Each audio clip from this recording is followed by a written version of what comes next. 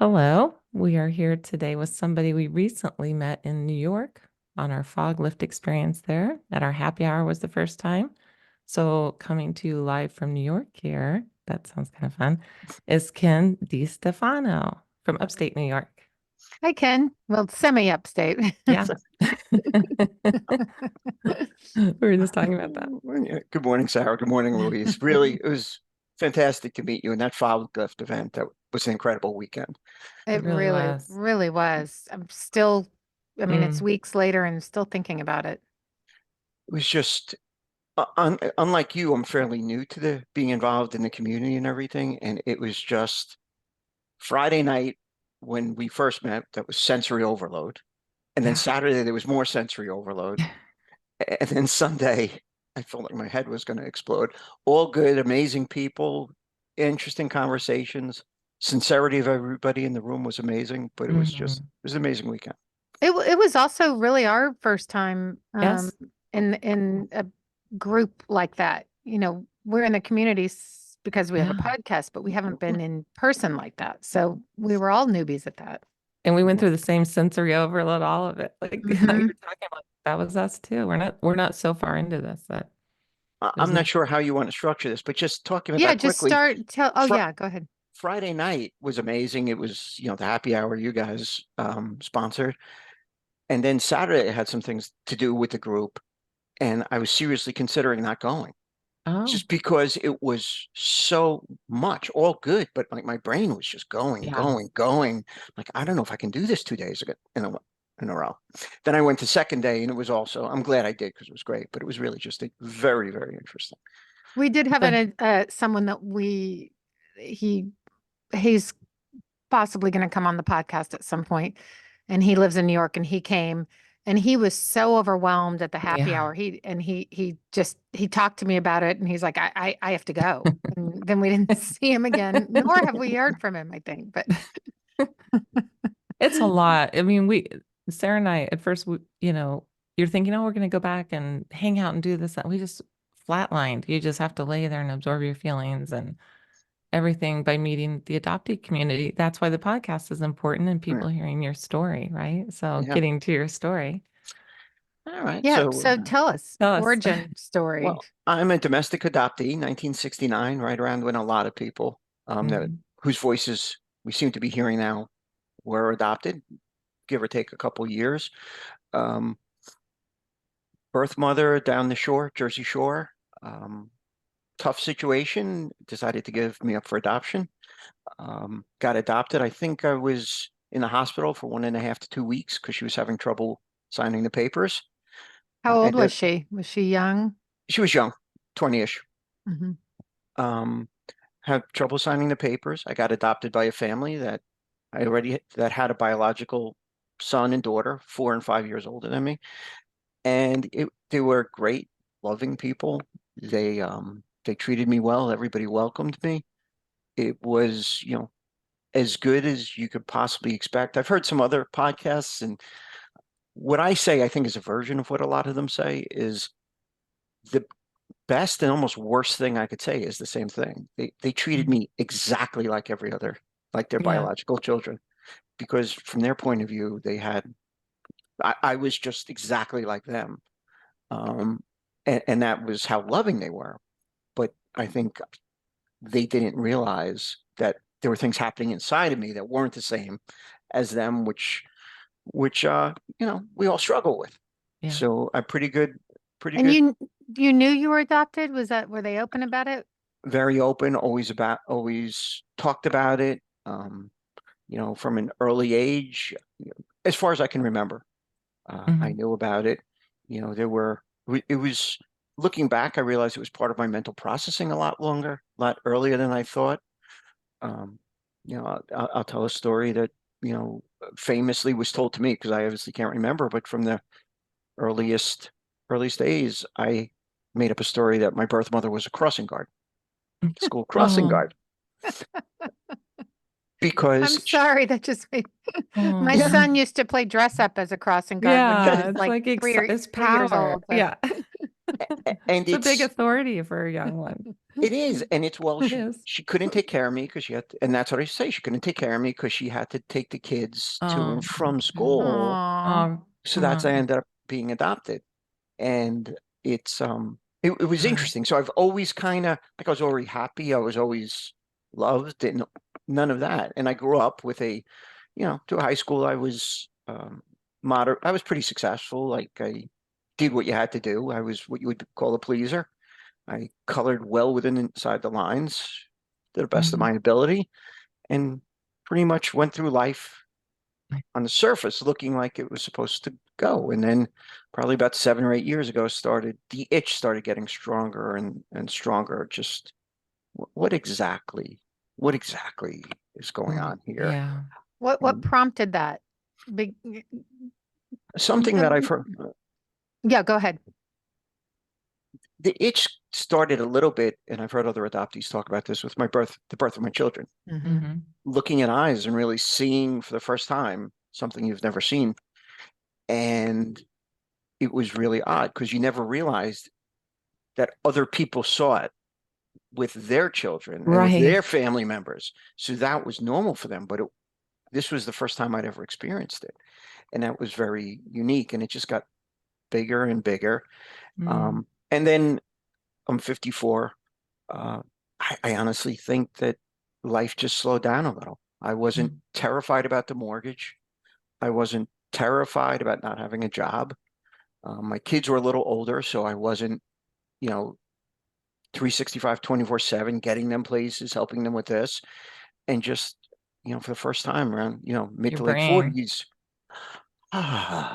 just take a Mm-hmm. breath. What's going on here? And then I saw a newspaper article about New Jersey adoptee birth certificates becoming available, and decided to pursue it. And it was a very, very difficult personal decision.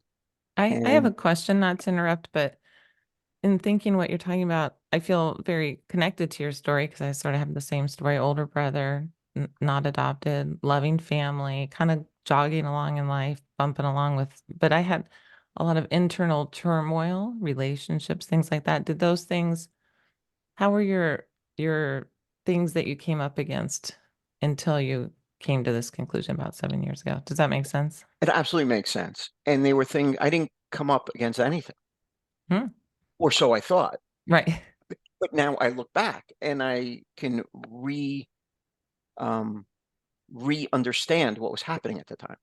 I understand that I was regularly putting myself in a position as the pleaser in every relationship out of Mhm. fear of rejection. I would Mhm. always be the person who called. There were no texts back then. I was always reaching out. I was always doing, somebody needs to drive, I'll drive. Somebody needs to do this, I'll do it. Always that fear of being the one that's rejected. And that was one thing I've noticed looking back, and is an issue. I also noticed that, a lot of times I I always, in my mind, when I started going through this, the metaphor that came into my mind was the mirror. Mm. And people, to me, the mirror was, I became a mirror. I very much would, Yeah, kind of a chameleon, right? You just Yeah. became what do they want to right, see? And Yeah. same. that's what I became. And it's interesting when you get, you know, several years ago, I was looking for a job, and you're doing all these surveys and all things happen, and you're just involved in stuff. And you started getting asked questions about how you would react to situations, what's important to you. And it was just kind of weird. I was sitting there saying, I don't know. Like, I don't know how to answer what I want without knowing what the questioner wants. Oh, Right. interesting. It's And like those personality tests for yeah, jobs What when does you're the trying to questioner want? yeah. yes, I know exactly what you're talking about. And then because of me, and for better or worse, like, then it just starts this internal spiral of, wait, Right. what am I doing here? What do you, a lot of it became a scratch, like that record sticking, like, what's Yes. going on here? How come I can't just say what I want? How come I don't know how I would react in this situation? So I saw a lot of it. I saw a lot of times where, um, I would dissent the second I got a sense of possible rejection in a relationship, bail, or You're go out of ice, there. Yeah. Mm. You just can't do it. And That was like me. See ya. So yeah. And That was nice. Nice I exit. remember someone saying to me once, he's like, "You are disappearing in front of my eyes." Oh, yeah, Like uh-huh. I just shut Ooh. down and yep. mhm. Yeah. Not go to a different place. Like it's really, It's rejection. Well, we were talking to people last night at dinner about it, and they have the same issues who aren't adopted. Of course, mhm, everybody has rejection issues. But I was thinking it's so different when I met a good friend of mine that I'm still close to that Sarah knows, Amy. The reason we became so close is we were having like our first disagreement as friends, and I couldn't handle it. Like I really liked her. I turned around and walked away. I couldn't even be in it. And she said, don't turn around and walk away. We need to work this out. And it was the most, and then I cried and cried and cried and said, I don't know why I do that, but it was the most uncomfortable. I can still feel it, like what you're saying. Like I yeah. couldn't even be there. You've done that to me, Louise. I have When I probably. try to walk away, you're like, "No, we're Yeah, now I talking do about it to this." Sarah. Oh, Yeah. I thought I turned and walked away on you. I mean, we probably had loads of this, but yeah, no, you're right, because it's so uncomfortable. It's like you just don't want to get rejected by someone you care about. And on a level, like everybody gets it. And Yeah, I talk to, I don't want to say non-adoptee friends, and I don't judge anybody because I don't know no, what's in anybody's heart. But they say, oh yeah, I understand that. I'm like that too. And I just feel like something saying, maybe you do. I hope you don't. it's But a if you Right. It's because really, feeling. it's the it, the it, pleaser aspect that we Uh, hear from so many of us yeah, is, yeah. it's oh, and it so makes me deep. sick in myself. Like Me I too. I get see it and I mad. just don't cringe at myself Yeah. from the Cringeworthy. pleaser thing. And then I think how when I see people pleasing that I'm so turned off, and then I really Me want to be too. aware of my Because own we're actions. like this, that whole Yeah. Yeah. aversion. You And, The know, and aversion. Anne Heffron had a line in her we were reading a sample of her new book, and she said something like you talked about the mirror, and Sarah said the chameleon, to quote Anne, not stealing it, does it even know when it's changing color? And I thought that's it. Like, do you even know that you're doing it? You, you're changing. Does the chameleon know you're changing color right in front of them? Oh, now I'm orange. Now I'm green. and it's really that could be really nice. I don't know if you know, I got to know Anne. I read You Oh Don't no, Look I didn't know. Adopted, Mm-hmm. and was blown away. That was the first time that kind of said, wow, there's something. I knew there was Okay. something, and this is more. And I sent her an email and just said, wanted to tell you, love the book. Really short. And you've done this with people, and Yeah. then you never hear from anybody, right? Anne texts me, emails me back 20 minutes later. Oh yeah. And I'm like, oh my God, wait, you're Anne Heffron and you're responding to stupid me email? You know what she'd Uh, say? Oh, you're Ken DeStefano and you're writing to me I know. because we're adoptees. Yeah, exactly. So we actually started going back and forth, and I started telling her my story, and I told her, I always wanted to write a book, but I'm not a writer. Like that's not what I do. So she said, I'll give you a lesson. So I took a lesson with her, a writing lesson. I'm like, okay. And I'm like, so what's the secret here? She goes, just do it. Just do it. Just sit down.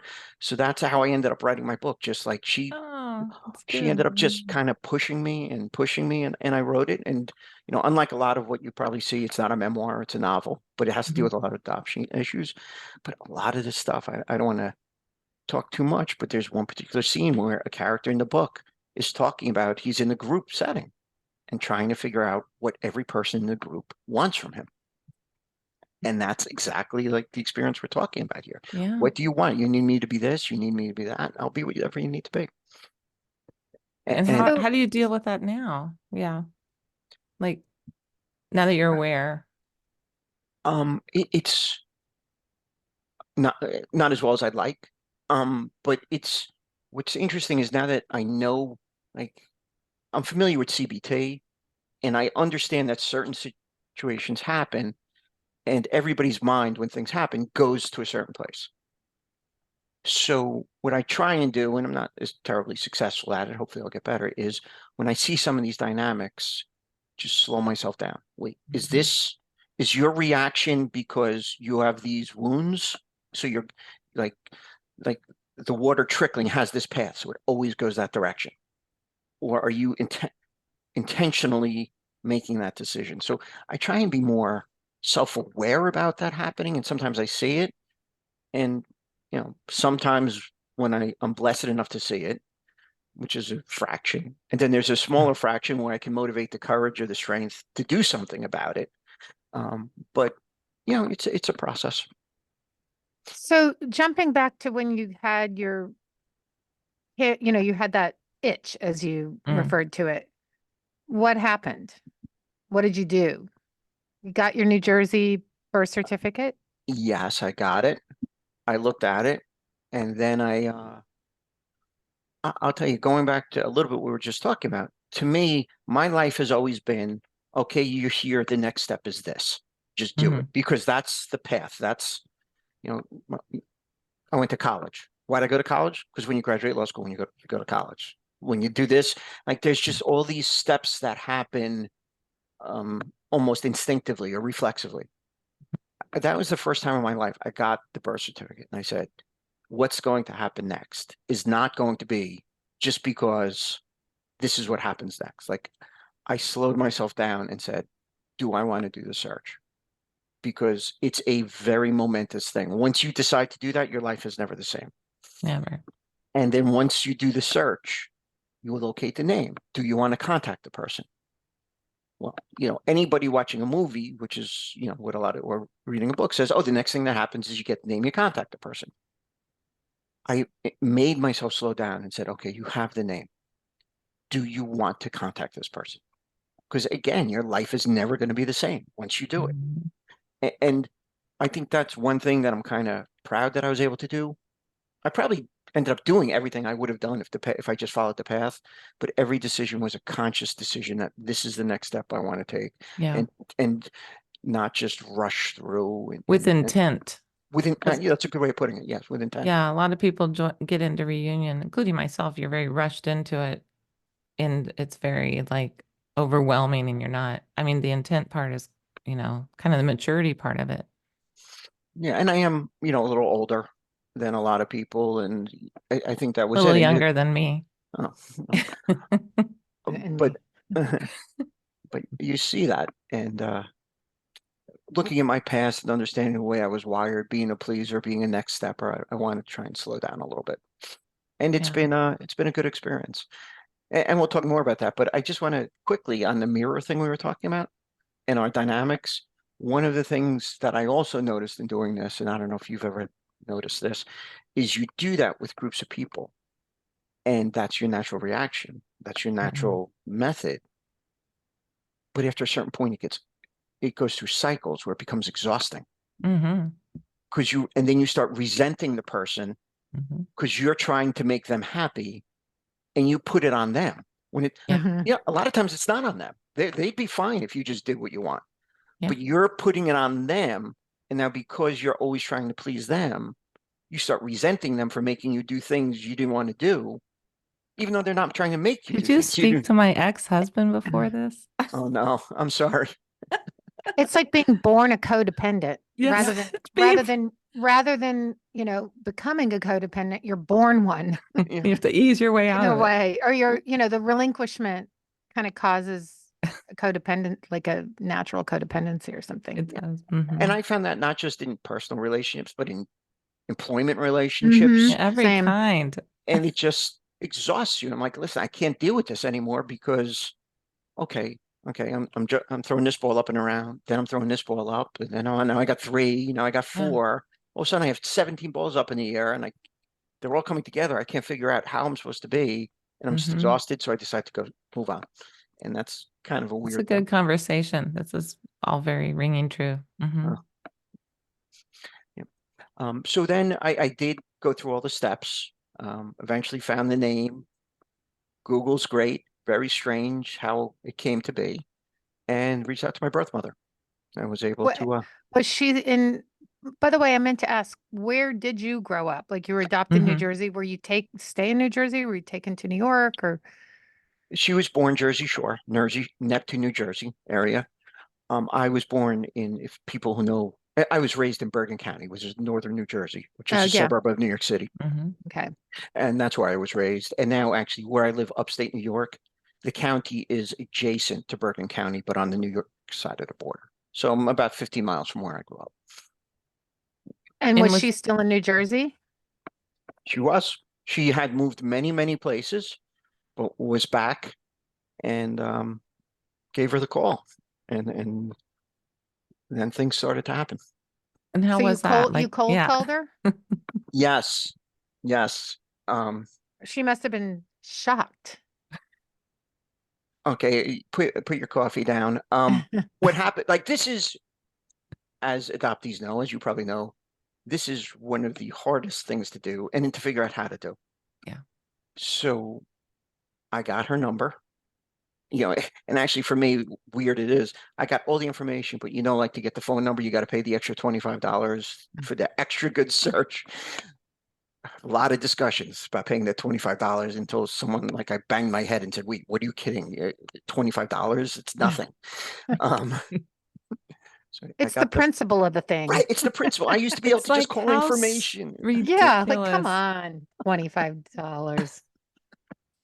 Oh God. So I got the number and I called and I hear this voice that says, hello, what do you say? How do you script this? And I'm pretty good on improv. I'm pretty good seeing my pants, but I had wrote this down. So I said, hi, I was born on this day in this hospital. And that's all I said. And the response was, oh my God, I always knew you'd find me. Oh, Love that. So we talked a little bit. We got in reunion. She's again down the Jersey Shore, probably about an hour and a half away from me.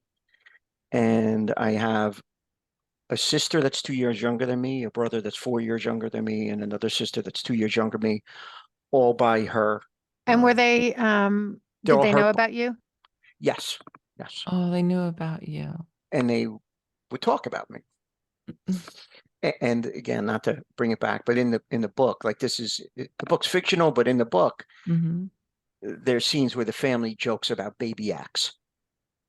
And that's Mm-hmm. what I was, baby X. Is like they watching something on the TV and somebody would do something crazy and they'd laugh and say, oh, I wonder if that's baby X. Like it was just because I was out there somewhere. Um, so I met my birth mother and that was a wild, wild experience. And we've continued to be close. I've continued to be close with my adopted family. Have they Um, all met? my birth How mother and my adopted mother met, and they're very different people. It went as well as you could expect, but there's uncomfortable? a lot, yes.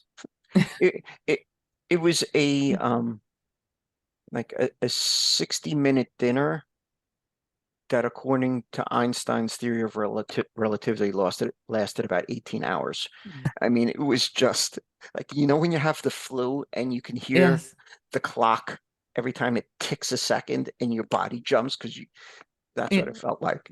Yeah. Nobody was inappropriate, nobody did anything, but there was just so much tension. Yeah. And again, my adopted family's handling it pretty well, but that's another conversation. It's difficult for them. The birth Yeah. family, it's very And easy for them. this goes back to the, Mm. the just inherently wrong way in which adoption was dealt with, probably still is to some extent Mm-hmm. during that era of, if they had adopted parents been talked to prior about what this was, it's just anyway. On and on. I Yeah. don't want to go into a tangent about that, but Yeah, I mean, it's And the onus is on you really to balance everybody. And and part of someone the, who's yeah. hypersensitive to rejection is now in Yeah. this weird Oh gosh. situation, and it's a strange dynamic. But there's been some fun things about it anecdotally we could talk about, or we could just stay on this level. Well, part of, um, yeah. are there, and your siblings, your bio siblings are embracing you and wanting to be Yes, close and good. yes, yeah. And how was their childhood? And do they all have the same father? They all had the same father. My birth mother was married to him. They ended up going in different directions, but she raised them all, and they're good people. They're good people. It's a weird thing.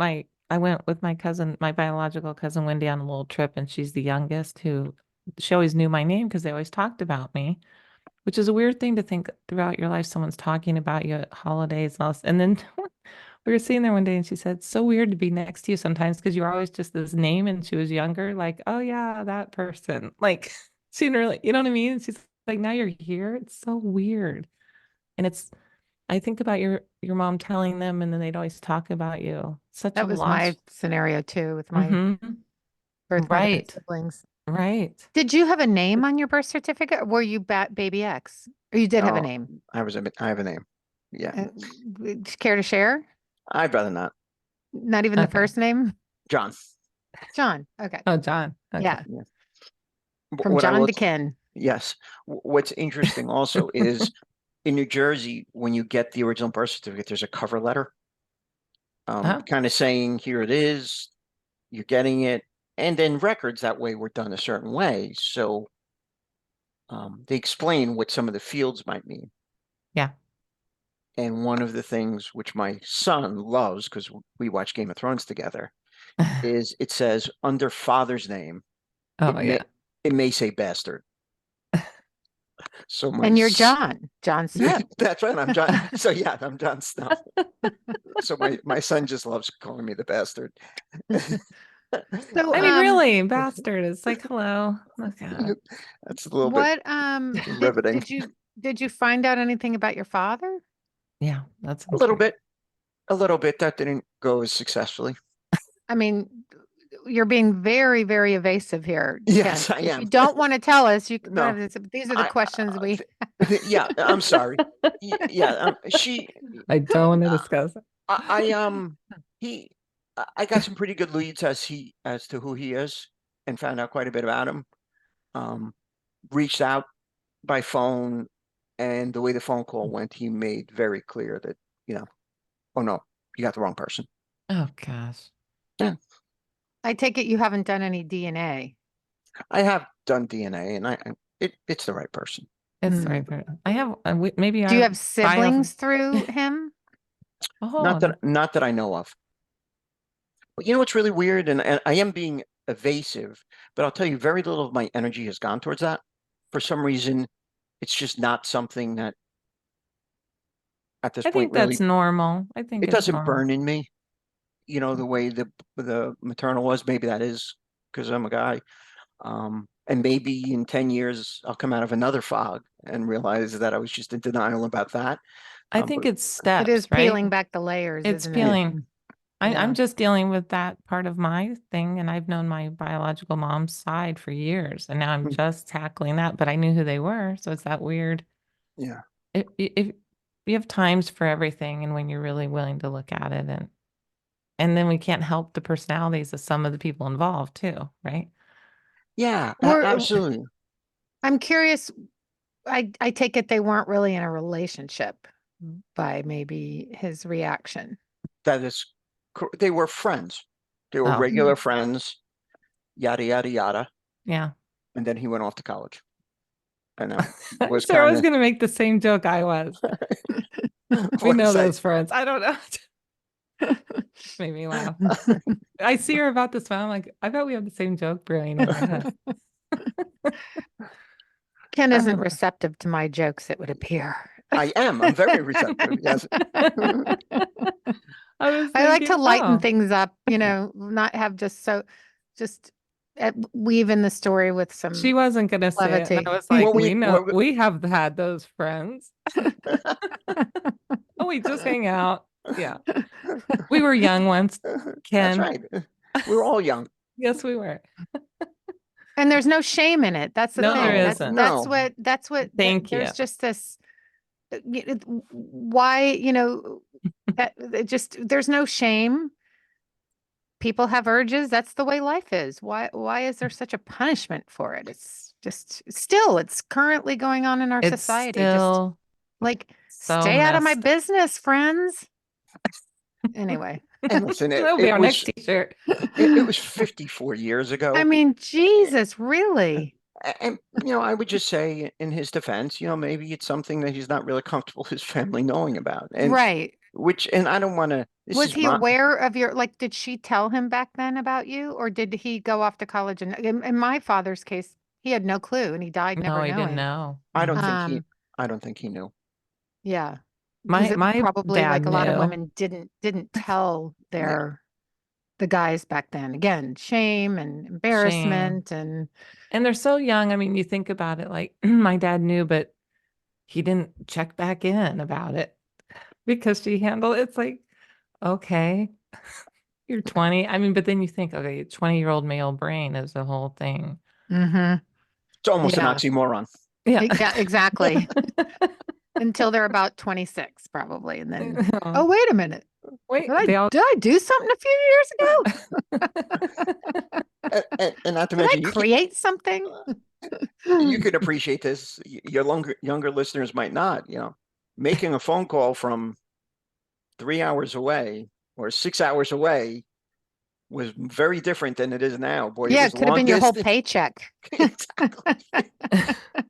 A day's wages to make a phone call. Oh yeah, my dad used to tell me not to call home so much because of the phone bill. I'm like, okay, I'm call. going to call collect. I used to call collect. We used to Very go expensive. when I was in basketball practice in middle school, when I had to get picked up, after basketball Yeah, practice, call collect, and then they would reject the charges because right. knew I had to get There picked you got up. Exactly. rejected. Geez, see, like We did that code too. collect call rejection it cuts deep. We're gonna call your episode that, by the way. Yeah. The collect call. Rejection, collect click call. call. Gosh, I always forget about those long distance calls. I had a sort of boyfriend from Ireland that visited me, and when I'd go off to work, and then after he went back to Ireland, I got a phone bill. And it was like $600. Like, oh my gosh. And Yeah. just let me say, like, I'm telling that joke about my parents. Like, that's what people did back then. Like, Yes, they did. I'm not judging them at all. No, that No, is my mom whistled in the neighborhood for us to come home. This was the way we communicated. There wasn't what we have now, the constant. It wasn't Yeah. like that, Well, and what do you have any final? What are your Well, yeah, where are thoughts you at going now? And forward? like, have your kids, do they have a relationship with your birth mother? And Very much so. They Oh, get along really well.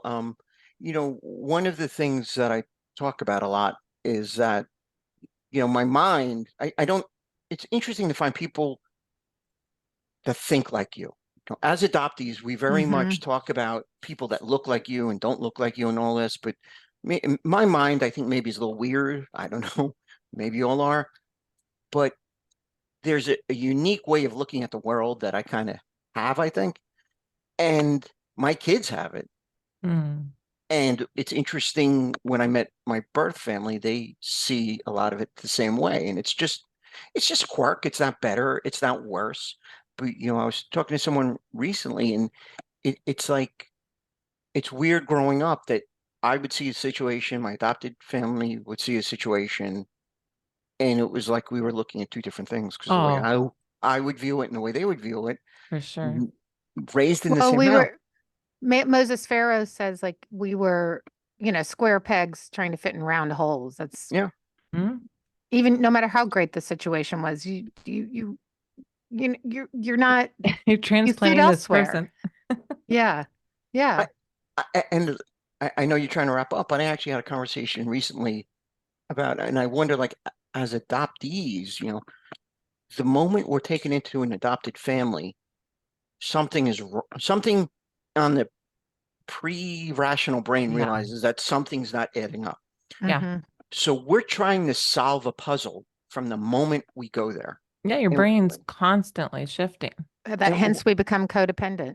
Mm, that certainly, but also mhm. there's an element like think about it, if you take that same baby and they start making them do like 1 pound curls or 2 pound curls, how strong they would be, how much muscular development. And sometimes I wonder, like, as an adoptee, because at such an early level, we're trying to unravel a puzzle. Like, are our brains forming different than people in Huh. terms of finding patterns, in terms of looking, in terms of emotional response and reading people? Because from day one, it doesn't make sense to us like it hmm does to other people. And I find that kind of thing very interesting. Yeah, and I like that because I think adoptees, we have a bad rap on ourselves, even of being like we pull away, we're this, that. But I think the adoptees I know that we're all getting to know and each other are stronger than most people I know. Mhm. Like really mentally, even though you have all these other things, you're very able to read a room, to understand who's who. Like there's some things that Adaptable, and adaptable. I don't mean in the people pleasing sense. I just No, mean, okay, you can you pretty have much put me anywhere and I'll figure it I'll out. figure it out. I'll live anywhere. I can blossom. Like, there's people who can't, but I do think there's interesting about that. Your mind is going quicker because, Sarah and I could read a room in a second. We'd be on our ice cream truck and be like this, this, and this. And that's not everybody's skill, but I do think a lot of adoptees have it the more we talk to each other. That's why Yeah, that happy hour was so cool because like everybody's just the same, comfortable without even knowing each other. It's so interesting. it was. And I was Yeah. having trouble turning it off during that happy hour. That's one of the reasons I was so Yeah. overwhelmed. I just couldn't like be in the moment. So I was Yeah. trying to read everything and like, wait, all these people are pretending to be sincere. And they are. That's not the way Which it is Try will having be. to strange. try having to host it. You did wonderful. You did wonderfully. Yeah. So just you asked me to wrap it up. It's just I just think there's certain difficult things about being adopted. I think, a lot of our adopting families, you know, uh, it's for me, there are people who have terrible experiences. I'm not talking about that. I'm talking about the people who are trying to do the right thing. And like with my family, it's tough to get angry at somebody for not knowing something they were never Yeah. taught. Mm-hmm. Of They didn't course. know. And I it's know cool. it's, but I just have a little tiny bit of pushback. If you Please do do. get angry, it's natural to feel that way. Mm. It's, it isn't a rational thing. Those early feelings obviously are primal and not rational. So if later in life, in your 50s, and you start this process of coming out of the fog, there might be some anger that isn't rational because they didn't know, but it might be normal. Yeah, I you're allowed to absolutely have the anger. The anger to suppress it's not good for us because I've always had that. I actually have a friend who's a counselor who I was talking to some of this stuff about with him, and he said, no, you're allowed to be angry. He said, Hmm. you don't have to defend them. Right. Um, and that's the balance I try and take is, you know, I'm much more anger to the extent there's a rejection now that they've kind of been informed Mm-hmm. of that there was something else going on. To me, that's a lot less forgivable. But back then, you try and, you know, I mentioned a couple times like the book. It's a Yeah, what's the novel. name of your book? Tell us right now. I Will See You Again, Hearts Will Sing. It's a novel Hmm. about an 18-year-old woman in the Jersey Shore in the late 60s who gets Mm. pregnant, and Can't a wait to read it. man currently who decides to look for his birth mother. And it tries to kind of explore some of this in a little bit of a softer way, like try and Hmm. get in the minds of what people were dealing with, even what the adopting family was dealing with, because it's so complicated and it's so painful. And I just kind of hope, like one of the reasons I wrote it as a novel is because I think, you know, whenever anybody hears a story, they want to be the good guy. They watch a movie, they want to be the good person. So part of me thinks like maybe some of people who've adopted will read this and say, "Oh, I want to be the person in the story that understands what they've been through. I want to be the friend of the adopted person who understands that there is something they went through that I don't get, but I'm going to support no matter what." And making it a novel made it a little less Yeah, I like that. in your face a little bit. Well, we do have, Sarah and I talk about this all the time. We have to inform outside the community because otherwise things don't change. And Mm-hmm. even just friends of ours that listen or people that have told us it's changing how I think, or I didn't know that. These are conversations that spread. So that's great you wrote it like that. And we'll And post it in our show notes. I'd like to okay, read it. Yes. Can You Sarah give have us the a link copy? so sure, we can post it sure. so people can buy it. So listeners, we'll post the link to his book in Hmm. our show notes. You know where to find that. Yeah. So, Sarah Louise, thank you so much for being such And great thank you. guests, This was hosts nice. that Friday night That was a very stressful night. You guys were amazing. And thank you for having me on You here. It was seem a so pretty, calm it was, on it was pretty Saturday. packed that night, wasn't it? It was, It- that room was packed. It was. Good turnout. We're hoping to do another one, so we'll keep you informed on Yes. another fog lift in a different city. Maybe you can join. Okay. Thank you. Thanks, Ken. Thanks so much, Ken. It was so great to talk to you and meet you, and it's really, I think this is probably the first time where we actually met our guests before they came on Before. the podcast. That was a new experience. So Thank you. Thank you. thank you.